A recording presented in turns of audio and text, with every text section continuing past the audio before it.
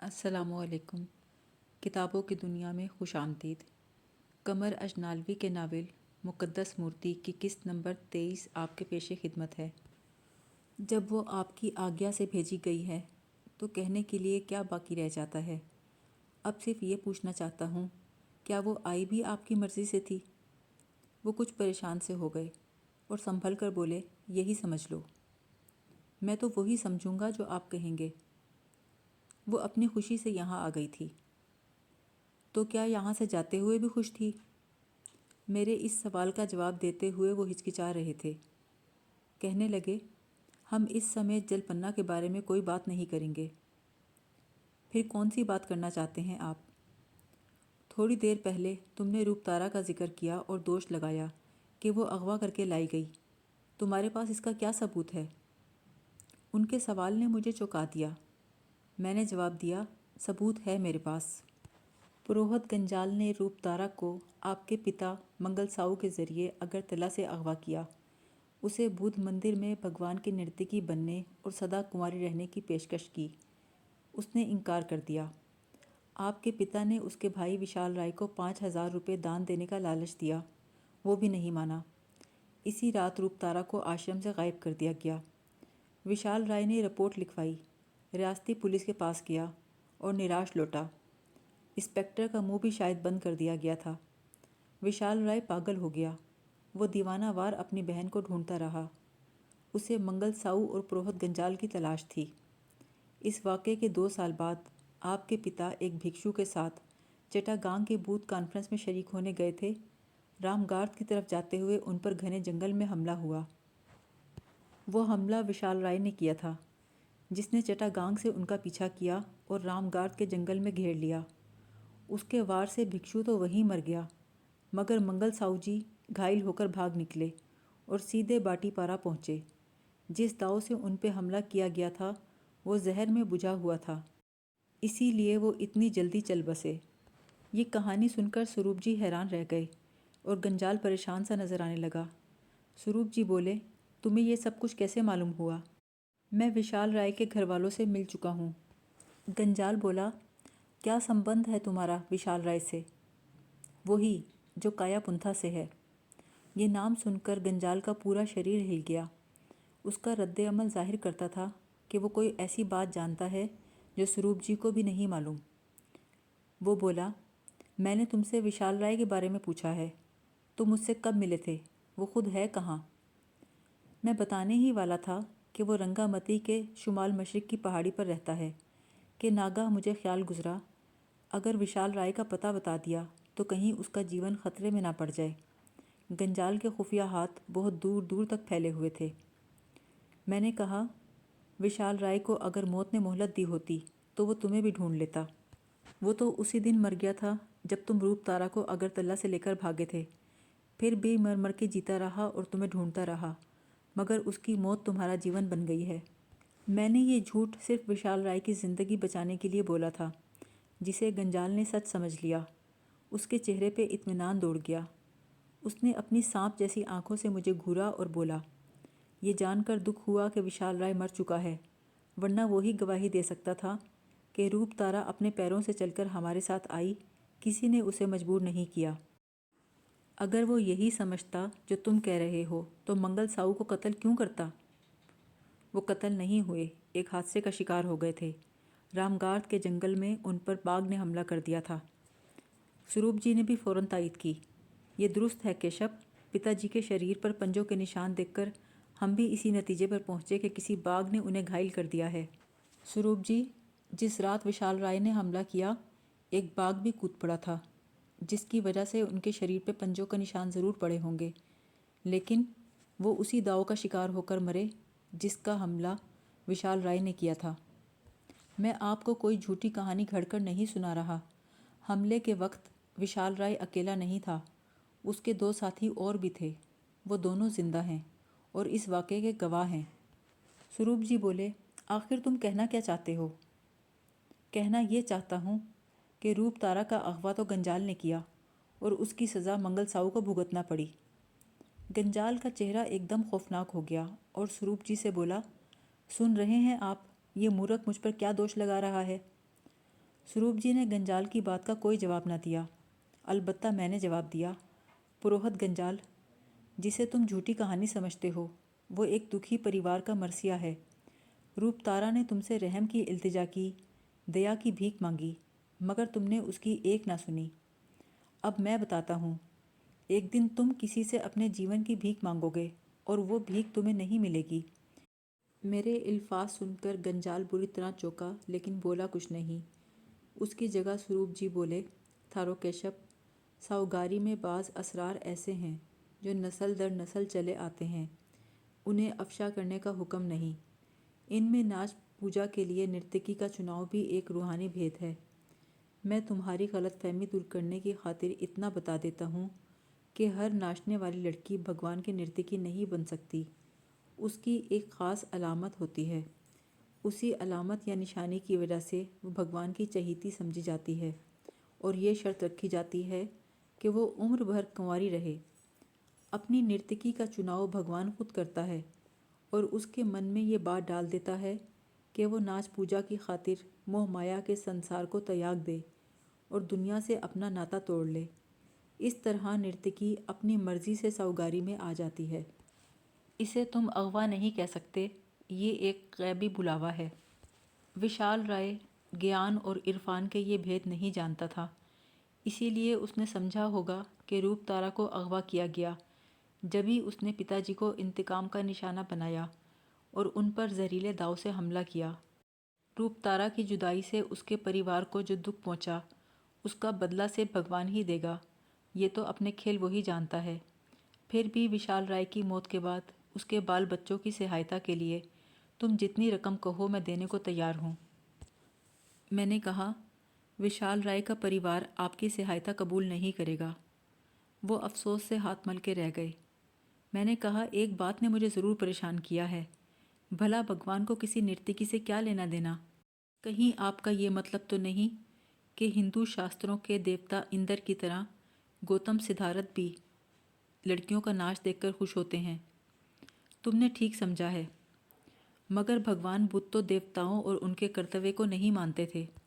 मैं इस बात को नहीं मानता कि भगवान को किसी नर्तकी की ज़रूरत है और वो इंद्र देवता की तरह नाच को देखकर आनंद लेते हैं, क्योंकि आनंद का शब्द ही तथागत ने अपने जीवन से खारिज कर दिया था। स्वरूप जी बोले, चलो भगवान को ना सही, मगर साहूकारी को भगवान की नर्तकी चाहिए। और क्यों चाहिए, ये भेद तुम्हें नहीं बताया जा सकता। स्वरूप जी, रूपतारा के साथ एक अन्याय हुआ जिसे आपने भगवान की मर्जी या किस्मत का लिखा करार दे दिया, लेकिन मैं जलपन्ना के साथ ये अन्याय नहीं होने दूंगा। स्वरूप जी मेरी बात सुनकर मुतहैयर रह गए, मगर गंजाल कड़क कर बोला, कौन होते हो तुम जलपन्ना के? जब तुमसे बात करूंगा तो तुम्हें जवाब भी दूंगा। इस समय स्वरूप जी से कुछ पूछना चाहता हूँ। स्वरूप जी बोले, मेरे साथ आओ। मैं उनके पीछे पीछे उनके कमरे मुलाकात में दाखिल हुआ। जब हम बैठ गए तो वो बोले, थारो केशव, दादा, पीगू और मेरे अलावा साहूकारी में किसी को ये बात मालूम नहीं कि सुंदरमती से तुम्हारा ब्याह हो चुका। जब भी मैंने पुरोहित गंजाल और शास्त्रू के सामने तुम्हारे सवालों के जवाब नहीं दिए, तुम्हारे रंगामती जाने के बाद पुरोहित गंजाल मेरे पास आया और ये सनसनीखेज इंकिशाफ किया कि तुम भगवान की नर्तकी जलपन्ना से प्रेम करते हो। जब मैंने जलपन्ना से पूछा तो उसने बताया कि तुम दोनों एक दूसरे से प्रेम करते हो और अनाथ बंडू की समाधि पर ऐदो पैमान भी कर चुके हो। मैं ये कहानी सुनकर कांप उठा, क्योंकि भगवान की नर्तकी किसी से प्रेम नहीं कर सकती और तुम तो सुंदरमती को अपनी पत्नी बना चुके हो। थोड़े दिन के बाद ही मुझे सुंदरमती की चिट्ठी मिली। उसने लिखा था कि तुम्हारी माँ ने उसे अपनी बहू स्वीकार कर लिया है।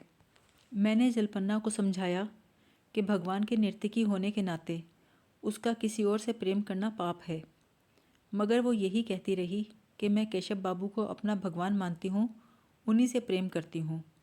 उसकी हिट के बाद मैंने फैसला किया कि जलपन्ना को साहूकारी से हटा दिया जाए और पुरोहित गंजाल को आज्ञा दे दी कि वो इसे मांडले के नाच आश्रम में गुरु आम्बी के पास वापस भेज दे। मगर गंजाल ने बताया, जलपन्ना को मांडले नहीं भेजा जा सकता। उसके दिल में संसार के मोहमाया की जो तरंग उठी है, उसे दूर करने के लिए अब वो नाच भक्ति का चिल्ला काटेगी। थारो केशव, मेरे बेटे, मैंने तुमसे कोई बात नहीं छुपाई।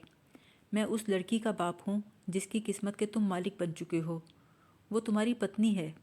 इस नाते से मुझे अधिकार था कि मैं ये सब कुछ करता। अब मैं चाहता हूँ कि तुमने अगर कभी जलपन्ना से प्रेम किया भी था तो उसे भूल जाओ। उसे मोहमाया की दुनिया में वापस ले जाना कितना बड़ा पाप है तुम नहीं जानते। देखो, तुम्हारे सामने एक रास्ता है, एक मंजिल है। तुमने उस मंजिल पर पहुंचने की प्रतिज्ञा की है और तुम सुंदरमती को सावगारी से निकाल कर ले जाना चाहते हो। इसलिए तमाम शैतानी वसवसों को तर्क कर दो और अपनी मंजिल की तरफ गामजन हो जाओ और वो वचन पूरा करो जो तुम मुझे और सुंदरमती को दे चुके हो। उनकी बातें सुनकर मैं सर पकड़ के बैठ गया। उन्होंने समाज और रिवाज पर चलते हुए जलपन्ना को मुझसे दूर कर दिया था, मगर ये भूल गए थे कि सावगारी कानून, समाज और रिवाज से कोसों दूर है और वो खुद मुहज़्ज़िब दुनिया से अलग थलग एक वीराने में रहते हैं। यहाँ कोई समाजी और रिवाजी अधिकार नहीं। मेरे मन में तूफ़ान बरपा था। स्वरूप जी नहीं जानते थे उन्होंने क्या कर दिया। मैंने कहा, आप कहते हैं हर नर्तकी को भगवान का इल्हाम होता है और वो सावगारी में आ जाती है, फिर वो उसकी मर्ज़ी की पाबंद हो जाती है। बोले, बेशक ऐसा ही होता है। और जलपन्ना को भी भगवान ने यहाँ भेजा था, क्यों नहीं? तो उसे निकालने से पहले आपने भगवान की आज्ञा ले ली थी, भगवान से पूछ लिया था। ये सुनकर वो घबरा गए। उनके पास मेरे सवाल का जवाब न था। खफगी से बोले, थारो केशव, मालूम होता है तुम जलपन्ना की लगन रखते हो। गंजाल की तरह अब मुझे भी पूछना है, तुम्हारा उस लड़की से क्या संबंध है?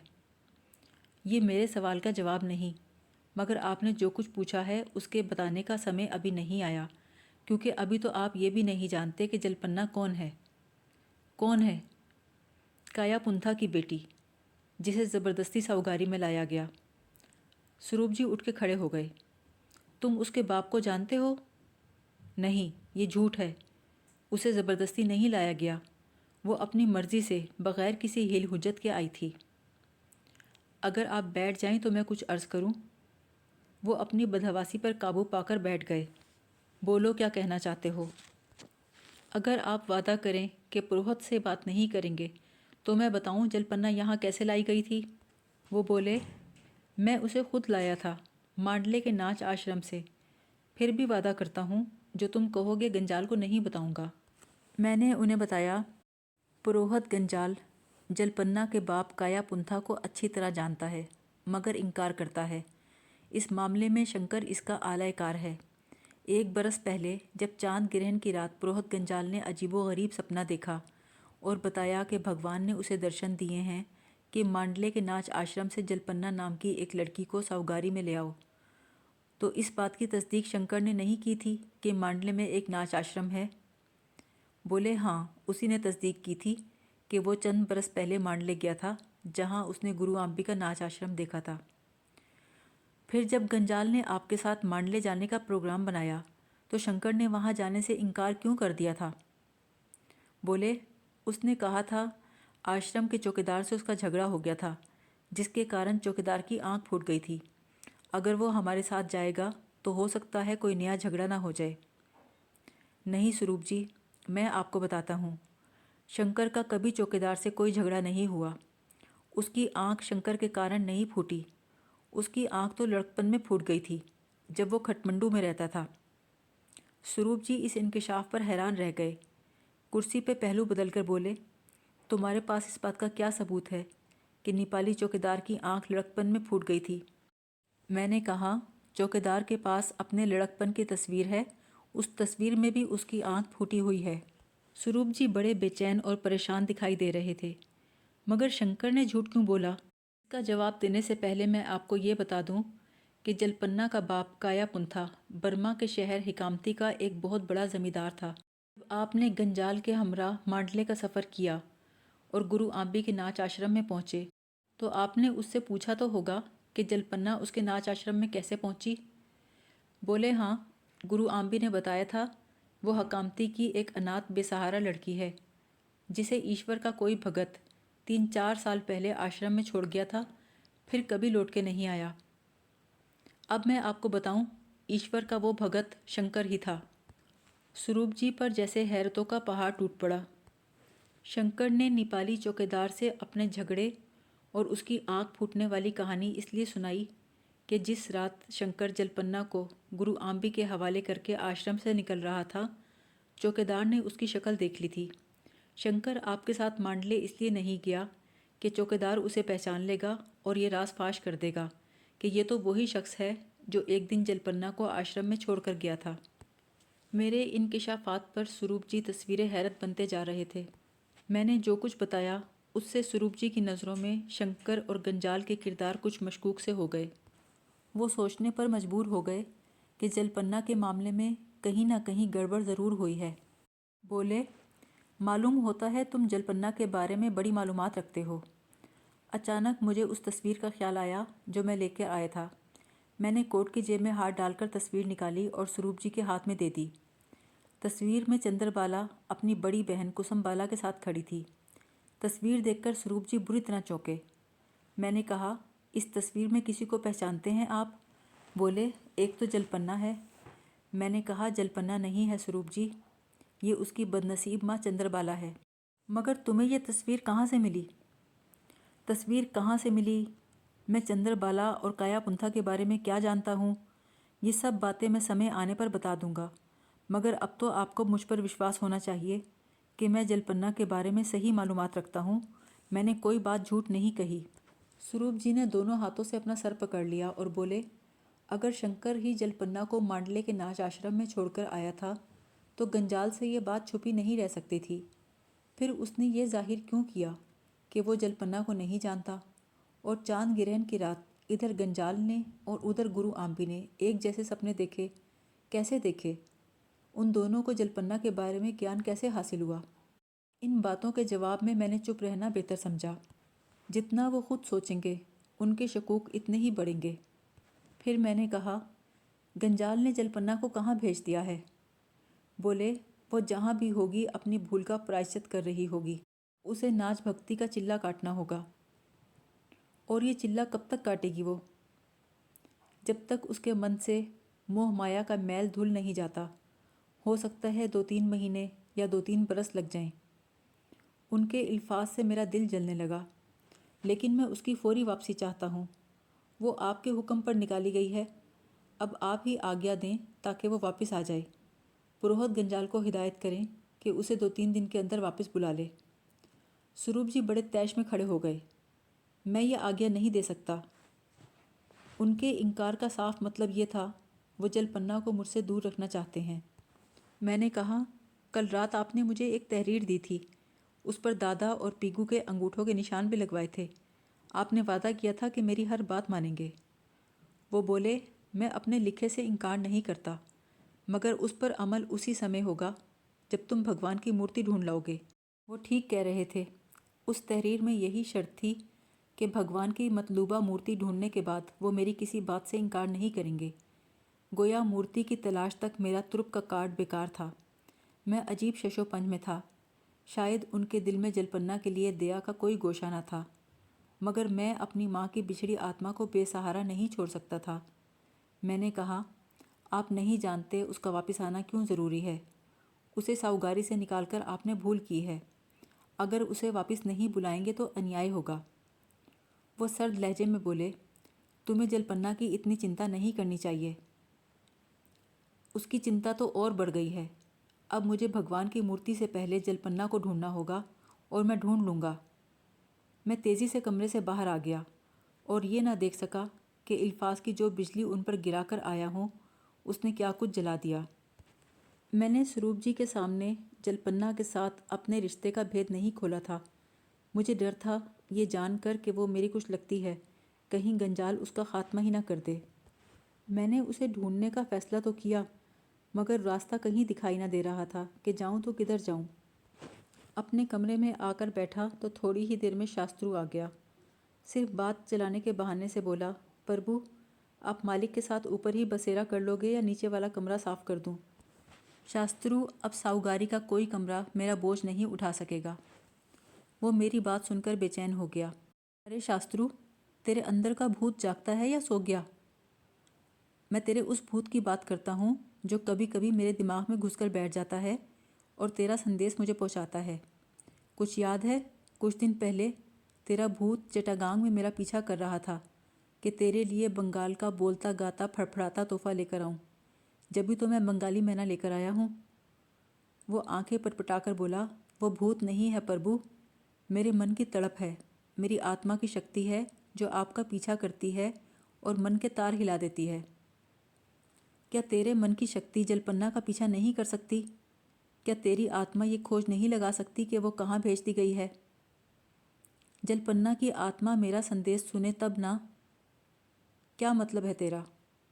वो अफसुर्दगी से बोला, 3 दिन पहले जब मैंने सुना जलपन्ना सावगारी से चली गई, मेरा मन बड़ा बेकल हुआ। तन्हाई में जहन में उसे ढूंढने और उससे बातें करने निकला, जैसे कभी कभी आपके पीछे निकल जाता हूँ। पर वो नहीं मिली, नहीं बोली। तब से मैं समझा मेरे अंदर का शास्त्रु, जिसे आप भूत कहते हो, उसके पास नहीं पहुँच सकता। क्यों नहीं पहुँच सकता? इसलिए प्रभु के मन को मन के साथ लगाव होता है। आत्मा आत्मा से बोलती है। जब एक दूजे में ये ख़ास लगाव हो तभी दो आदमी दूर बैठकर एक दूजे से बात कर लेते हैं। आपका मन मेरे मन की सुन लेता है, मगर जलपन्ना का मन आप जैसा नहीं है जो दूर से मेरी बात सुन ले। एक बार फिर कोशिश करके देख, शायद जलपन्ना की आत्मा तेरी बात सुन ले। उसे बड़ा लगाव था तेरे साथ, तू आवाज़ देगा तो वो ज़रूर बोलेगी। अच्छा प्रभु, आप कहते हो तो एक बार फिर कोशिश करूँगा। सुन शास्त्रु, मैं जलपन्ना के बगैर एक दिन भी साहूगारी में नहीं रहूँगा। वो वापस ना आई तो हमेशा के लिए यहाँ से चला जाऊँगा। ऐसी बात ना बोलो प्रभु, मालिक से पूछो ना जलपन्ना कहाँ गई है, कब तक लौटेगी। अरे वही तो नहीं चाहते कि जलपन्ना लौट के आए। शायद मैं आजकल में यहाँ से चला जाऊँ, मैंने ज़रा ऊंची आवाज़ में कहा। इससे पहले कि शास्त्रु कुछ कहता, अकब से आवाज़ आई, तुम कहीं नहीं जाओगे थारो कैशव, क्योंकि अब साहूगारी ही तुम्हारा मस्कन है। जी के मुंह से ये अल्फाज सुनकर मैं बोला, मस्कन तो है, पर मेरा मन शांत हो तब ना।